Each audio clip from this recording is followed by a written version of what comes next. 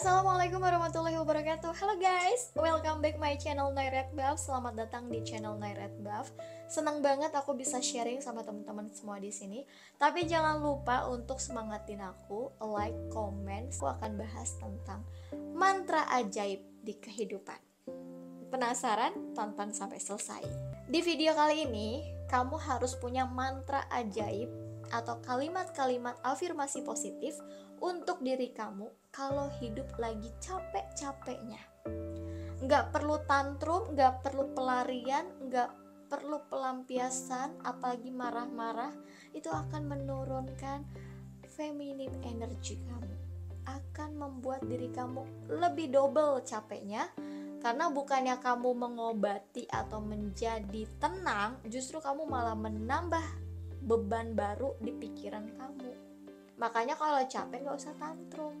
Kalau tantrum orang biasanya pelampiasannya malah nambah tenaga lagi untuk marah-marah gak jelas. Makanya perlu mantra ajaib yang selalu kamu katakan di diri kamu pada saat kamu capek dan pada saat kamu lagi letih, lemah, lesu, lagi hidup lagi tidak berpihak sama kita misalkan ya. Tonton sampai selesai. Pertama, mantra ajaib dalam hidup. Katakan ini, aku bersyukur. Kalimat rasa syukur adalah kalimat penghormatan kepada Sang Pencipta atas apa yang pernah kita lalui. Bahkan ketika kita mengeluh, kita capek, kita lagi gak baik-baik aja hidupnya, lagi banyak masalah, beban pikiran hidup. Ketika kita mengucapkan rasa syukur, kita mengalihkan pikiran kita kepada objek yang positif. Capek loh pikiran, bebannya berat kalau kita terus mikirin muter aja, rasa takut, rasa marah, kecewa. Kita alihkan objek itu kepada rasa syukur. Contohnya, ya Allah makasih aku sudah bisa bernafas, aku sudah bisa makan, aku sudah sehat, aku bisa melakukan aktivitas. Rasa syukur yang kamu lihat itu memang yang kamu rasakan, yang sepele. Mungkin orang mikirnya aduh beban berat, masalah banyak gitu.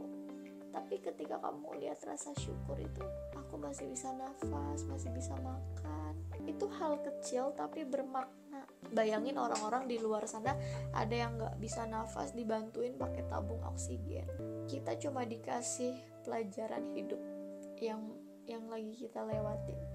Terus kita lupa gitu atas apa yang ada di hidup kita. Rasa syukur yang harusnya kita pahami tapi malah kita lupakan gitu aja. Jadi jangan takabur, jangan menjadi orang yang sombong hanya karena kamu merasa paling menderita. Katakan, aku bersyukur. Aku bersyukur atas apa? Atas orang-orang keluarga yang masih peduli sama aku. Katakan itu, dan memang harus diucapkan. Gak bisa kita ya lumayan lah segini juga. Ya kalimatnya lumayannya itu kayak yang terpaksa gitu. Tapi benar-benar bersyukur untuk apa yang ada di hidup kamu, apa yang masih bertahan sama kamu, dan apa yang kamu rasakan itu harus disyukuri. Yang kedua, mantra ajaib dalam hidup yaitu kehidupan ini indah. Life is beautiful. Gak ada yang bilang gak indah. Semua ciptaan Allah dalam hidup itu indah. Kalau kita lagi gak baik-baik aja, kita merenung di sebuah danau atau di sebuah sawah gitu kan. Ya Allah, hidup ini indah banget ya. Merasakan angin sepoi-sepoi. Capek loh kalau kamu terus-terusan nyari solusi tapi gak dapet-dapet. Kenapa sih gak sejenak aja buat istirahat, buat ngasih waktu gitu, buat berserah. Tapi bukan berarti kamu diem aja, kamu menikmati suasana alam, kamu rasakan sepoi-sepoi angin. Itu adalah hal yang paling indah. Ngerasain bebatuan, semuanya bisa kamu lakuin. Coba aja kamu punya pilihan dan kamu memilih untuk melihat keindahan di dalam hidup. Walau hidup lagi gak baik-baik aja, gak masalah. Sekali dua kali kamu healing ke alam yang gratisan, yang gak perlu effort bayar tiket. Itu banyak yang ijo-ijo, kamu liatin aja apa pohon-pohon rindang yang ijo-ijo itu akan menetralkan pikiran kamu, menetralkan energi kamu. Orang kalau dalam keadaan panik, dalam keadaan bingung, gak bisa mikir. Kenapa orang tiba-tiba memutuskan untuk game over? Karena dia gak bisa tenang. Karena dia kayak di pikirannya tuh kayak takut, bener-bener gede banget gitu loh. Makanya kenapa ketika kita lagi ada masalah, itu harus dinetralkan ya, dengan cara mendekatkan diri ke alam, menikmati udara sejuk akan membantu kamu biar pikiran kamu netral, biar kamu bisa berpikir lebih fokus. Orang biasanya nge-recharge ya, mengisi ulang tenaganya itu ketika dia refreshing, ketika dia healing. Makanya orang yang capek kerja dari Senin sampai Jumat, ketika dia libur berangkat buat menikmati alam, biar dia nggak stres, biar nggak depresi. Ketiga, mantra dalam hidup, harapan itu masih ada. Ya, selama kita bernafas, kita akan selalu punya harapan untuk perjuangan yang sedang kita upayakan. Kita nggak bisa menyimpulkan sesuatu karena kita bukan Tuhan. Kita nggak tahu masa depan, bahkan 1 jam, 1 minggu, 1 bulan, kita nggak tahu ke depannya gimana. Tapi ketika kita punya harapan, kita yakin akan sesuatu itu berakhir dan happy ending. Setiap orang punya harapan untuk menjadi lebih baik, untuk berubah. Tapi jarang orang untuk menghidupkan harapan di dalam hatinya. Orang memilih untuk game over karena dia gak punya harapan lagi. Coba deh kamu lihat keluarga kamu, lihat saudara kamu, mereka masih berharap kamu baik-baik aja, sedangkan kamunya aja tidak berharap sama diri sendiri. Jadi tetap hidupkan harapan itu di hati kamu. Apapun yang terjadi, masih ada harapan jalan keluar. Dan yakin setelah kesulitan ada kemudahan. Dan itu janji Allah di Al-Quran. Kita gak perlu takut. Justru kita harus yakin sama harapan kita. Kita yakin sama Sang Pencipta. Menjadi kuat adalah pilihan. Ya, setuju banget. Hidup itu adalah pilihan. Menjadi lemah itu pilihan, menjadi kuat itu pilihan. Kita gak bisa mengikuti omongan orang lain sedangkan kita gak punya prinsip atau kita gak punya pilihan. Yang menjalani hidup kita itu adalah diri kita sendiri.